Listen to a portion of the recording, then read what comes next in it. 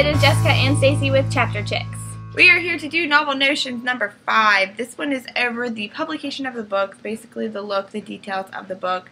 Not all Novel Notions are based on mythical creatures. That was just a request, so we're going to get back to what we originally was doing with Novel Notions, just to switch it up a little bit. Yeah, we're still doing all the mythical creatures and everything, but we kind of wanted to take a break from doing research and do one of the videos that we were planning on doing originally. Basically, we were going to be going over the likes and dislikes of things that publishing companies do to books, just little add-on and little annoying traits. So, for example, I hate when publishing companies put a huge margin around the text. I think it's a huge waste of paper. This is basically like a mass-produced size. You see it? With the text, and then they just basically added a couple inches of print around it to make it a normal size one, and that's just such a waste of paper. I think it's annoying, even though I love this book. Don't do that, publishing companies. But when you're reading it, it makes it seem like you're reading it so much faster. Yeah, it does. I'm so smart. It really does. I feel like I'm speed reading when that happens. The next thing we wanted to talk about is mass production paperbacks. This is an example of a mass production paperback. We actually really hate these books a lot. Nothing wrong with the book that's inside of it. It's just you have to like break the spine to open it even a little bit.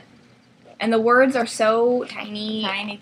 And it's just really annoying to read these because you have to sit here and like you can't get comfortable while you hold this book because you have to pry it open. I don't know. I don't think I mind them as much as I used to. Because the only mass-produced ones I've ever read was the Laura Lee McDaniel ones. And I wasn't really noticing it then. But I haven't read one in such a long time that I don't know if I would mind it so much. It's not terrible. It's not the worst thing in the world, but it's just not comfortable either. Yeah, it's not comfortable, but when it's broken in the spine, it does suck because your spine looks ugly. But you can see the love in the book. Yeah, but you have to break the spine so much that you can hardly even see what it says after a while. And then when you pick it up, there'll be like that one break that's huge that almost splits the book in half. Yeah, it's annoying. But they have been coming out with these romance ones with the same cover and everything in regular size. Some of them, I've been seeing those.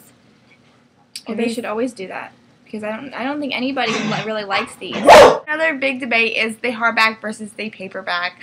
And this one, I switch sides so many times on. Like, I want to tell myself that I am a hardback cover kind of person, that I like the nice book, that look really pretty on your shelf and all that. But I like the paperback too. I really do because they're cheaper. You can buy more books that way. And they're just more flexible. They're lighter. They open better. Yeah, but still, I like the hardbacks too because they make that sound when you open them. I like them both for different reasons. Like you said, I like this looks so much prettier on your bookshelf than this, than a bunch of these. But this is easier to read. The paperbacks are easier to read. They're only $10, whereas these are $20 or double the price for the same exact story. I think what and dust covers are annoying too. I always take my dust cover off. I don't know. I can't take my dust cover off because I feel like my book is going to get dirty. But we were talking about this the other day that I think with new series, you should buy the paperback first. I don't know. Because like it's so tough. With the Immortal Instruments series, you know the books are going to be good and you know you want a nice series on that one because it's like one of our favorite series. But then again, like the Iron Face series, it's paperback and I love it still. I don't know. Stop asking me questions I can't answer. You can't even get the Iron Fae in hardback. They don't have it at all in hardback. I know. Which sucks because I would love to have that one in hardback. It's one of my favorite series. Also, when we're on the note of hardback and paperback, I really hate when publishing companies make the size of the hardback and the size of the paperback so different to the point where your bookshelf is like boom, boom, boom, boom, boom, boom, all the way down. I hate that. It's like try to make it at least the same size and some level. Like especially like with the Immortal Instruments series, they're like the hardback is like that much taller than the paperback. And it's annoying. Is this getting redundant? This also goes into the Paper Wings one because the Paper Wings I feel like it's kind of a mixture of both if there was one. Because you got the flaps still to where if you need to You need to explain what a paper wing is first. Oh. A paper wing is a paperback book. Paperback book, but it has a flap. I love those. And I love paper wings, and I wish they would make more of them because The good thing about the hardback is if you need a quick placeholder and you don't have your bookmark, you can just take the flap of the dust cover and stick it in there. But you can do the same with the paper wing. I mean, that is just so easy. Bam, there's your bookmark. Mm-hmm. It makes it so much simpler to where you don't have to have your bookmark falling out all the time because you just have it there. But not many books have these. This is Wuthering Heights by Emily Bronte from Borders Classics. Yeah. But So it's from you for closing Borders. Wuthering Heights, we no longer like you. Oh. It was like that, probably. Was it? I read this one a bunch. The next thing we wanted to discuss is some of our pet peeves of publishing. We're really nitpicking in this video. Whoa. So publishing companies know what the customers like. We don't like this. We like this. No, one thing I absolutely hate is when they change the cover. Oh my gosh. And I actually brought an example of that without meaning to. Nightshade has this beautiful cover. And they changed the second hardback book, which was also beautiful, to match the paperback book. Why? Don't do that. Why? That's bad. Bad publisher. Why? This is such a pretty cover. The second one doesn't match at all now. So it just doesn't look good on my shelf. And since I bought the book when it was first released, I'm being punished because I didn't wait until the paperback came out. Well, it's not fair. It's not that the cover of the second one is even that ugly, because it's really not. It's just that these are so gorgeous that they just completely blow the other ones out of the water. And why match the hardback to the paperback? If you bought the hardback first, you're gonna buy, or if you're gonna buy the hardback now, you're gonna buy the hardback original. I bought an example of that too. Legacy.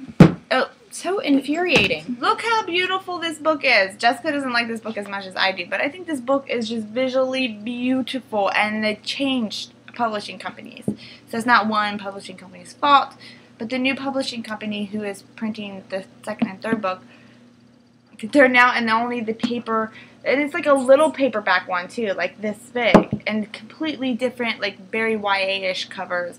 They're going to look horrible next to my beautiful cover. So mad about that.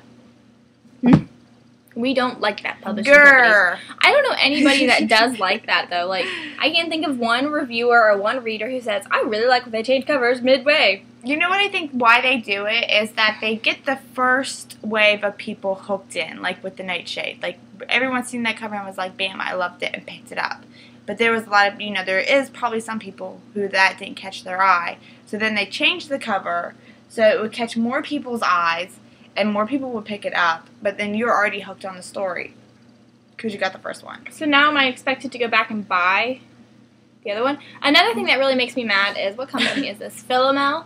They did this thing where they gave away the second cover that they had, the original Wolfsbane cover.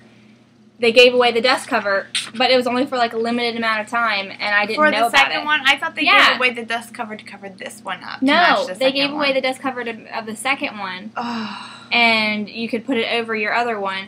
And I feel really angry that I didn't know about that, because I would have definitely got one, and they should make it for like a purchase. I would even purchase it just so it matched. Another really annoying trait that I find, this is very nitpicky-ish too. People are going to think we're crazy. I don't think this one never crossed my mind, really.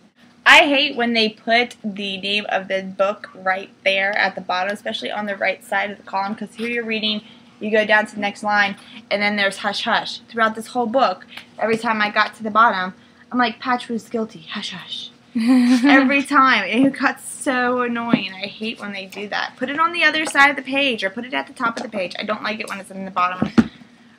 I brought an example of that. Or make it a different color. It's a different color, and it's on the other side of the page. So how do you feel about that? That's actually the right side. I said the left side when I was showing an example. That doesn't really get to me as much. I don't really like it when it's like all up in my business, but it didn't bother me. I didn't even notice it until I read Hush Hush. It was like constantly I was reading over Hush Hush, Hush Hush, right in the middle of the story. Hush Hush. It's like Hush Hush. Another really good thing, I love what publishing companies do. I I don't like when it's just a flat, plain book, because there's so many things they could do to decorate up the book to make it look even prettier. This has nothing to even do with the story. It's just when you see it in the bookstore, you pick it up and you're like, ooh, that's gorgeous. So you get to purchase just because of that, like, serrated edges. Those are always a crowd pleaser right there. They're so much fun. Different colored ink I also really like. I think it's different. I think it's unique. It's just fun. Is that ink blue? Yes, it's blue. I love blue ink. And then, Shiver has different colored ink. And then I like when they do this to the first letter of each chapter. I think that's really pretty, the old time blocking it out. Now, they used to do it in books back in the day, and I love when books do that now because they're so pretty. It is really pretty. It just adds to the book. The next thing that we really like is pictures in books, which sounds so silly. We like picture books. We like the picture books. We like to read the picture books. But what I was kind of thinking of is Miss Peregrine's Home for Peculiar Children, because creepy pictures. There's like so much to this book. This book is a perfect example of amazing publishing. Yes. Because it has all those pictures. The chapters are a different color. It has color throughout the story, like around the page text or the page number down there. There's color. Oh, yeah, and it's beautiful. It's got this red, pretty cloth cover. And I also like when publishing companies put, like, pictures on the actual cover too. I like when they do that. That's cool. Yeah. There's just so much to this. That's awesome. Everything about it is just so good. I also really like when they put maps in it, especially for, like, Knights Told stories and stuff like that, because that's so much fun, and it's so much easier when you're reading and you're trying to get all these characters down and try to find the hidden meaning of the book, not to have to mentally map out the kingdom in your head and remember what kingdom neighbors to which kingdom. When you just have a map, a reference point in the front, it just makes it like a nice little detail for the reader. Stephanie Meyer says that when it has a map, it's a real fantasy. I concur. I concur, Stephanie. I concur, Stephanie Meyer. Different colored ink. We already said pretty first letter, and now font size is all we have left. Font size. The last little pet peeve. Did I start off last time or did you? I did. Okay. Pictures. The last little pet peeve that we have is this really small print. Or large print. Yeah, I feel like the print has to be in the range of a certain size to really read it comfortably, especially people who get headaches quite often when they read. That's me. For having to strain their eyes. Yeah, so it's just nice to have a nice size font, not too big to the point where it's wearing my sexy glasses. Not to the point where it's, wasting paper, and not so small that you feel like it's taking you an hour to read one page. Oh my god, Gone with the Wind is like that. It took me like a half hour to read like 3 pages. And that book is so big too. Yeah. Yeah. So that is our nitpicky novel notions. What do you think of this? Jessica stole my mug. That's my mug. Who does that look like? This is when I looked cooler. This is when my hair had layers. And I have these glasses on. Hello. That is a Chapter Chick mug. And that's our books. Yeah. I hope you enjoyed this very picky novel notions where we were nitpicking over the publishing companies. Let us know your dislikes and likes when it comes to the publication of your favorite books. And this is Jessica and Stacy with Chapter Chicks, and we hope you enjoyed this slower paced novel notion.